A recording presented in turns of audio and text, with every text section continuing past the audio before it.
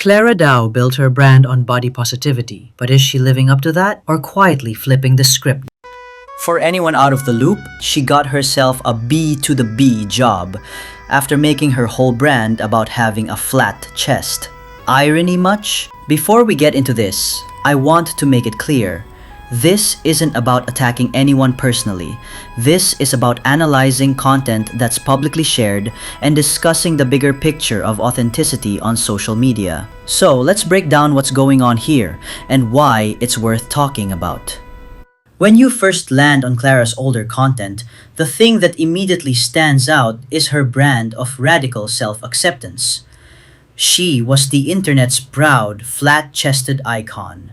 Her whole message was natural is enough. What's notable is how this presentation contrasts with the content she posts now. Her content seems to fall into a few different categories. First, her body positivity era.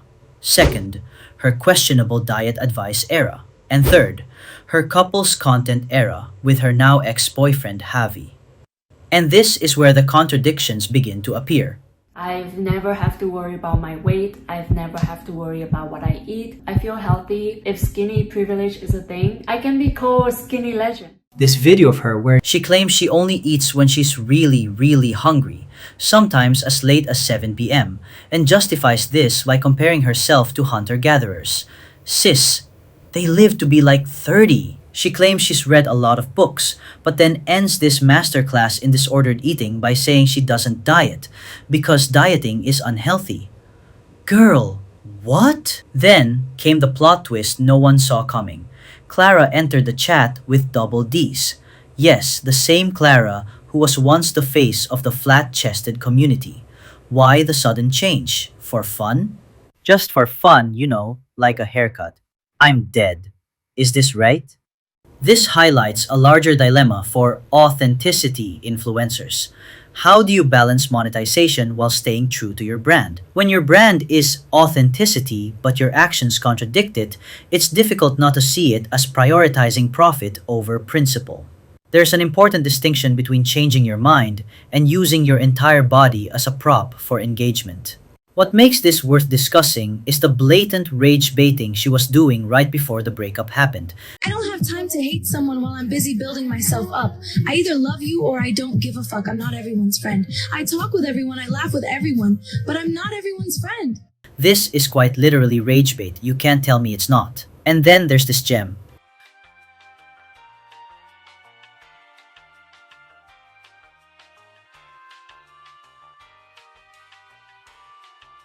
A few days later, she posted a video crying and announcing her breakup, clearly expecting a wave of sympathy, right after she was rage baiting just days before. But it's harder to make that stunt work if you're rage baiting right up to it, shocking to no one. But it's how the breakup unfolded that's truly wild. It started with that viral "We listen, we don't judge" video. The first time we met and you showed me your bank account. It's like $70,000 on it. I was a student then. Why did you do it? I don't know. And 6 months later, right, when we finally started going out, you took me on the subway. It was my first time taking the subway, and I literally never dated anyone without a car.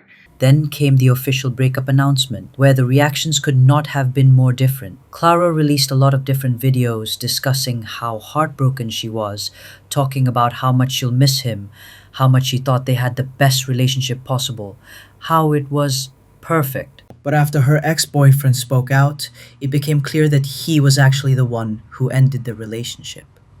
Taught me how to be a better man. She taught me how to give. And together we achieved things I could have only dreamt of.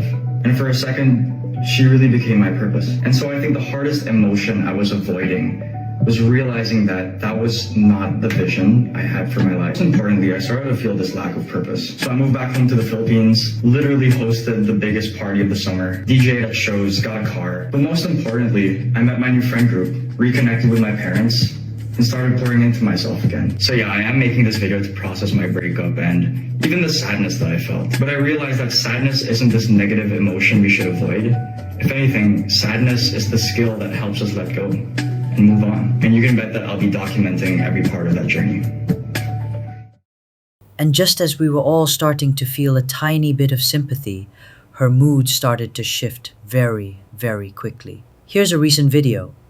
She's lip syncing to a song going, "If you're done with your ex, move on to the next." And this is her brother, not a new boyfriend, so don't rush the comments. It's starting to turn a little more fighty, more haha, I'm moving on, leaving you behind type. Of course, the audience didn't just forget all that. She's seen the comments, and she posted this in response.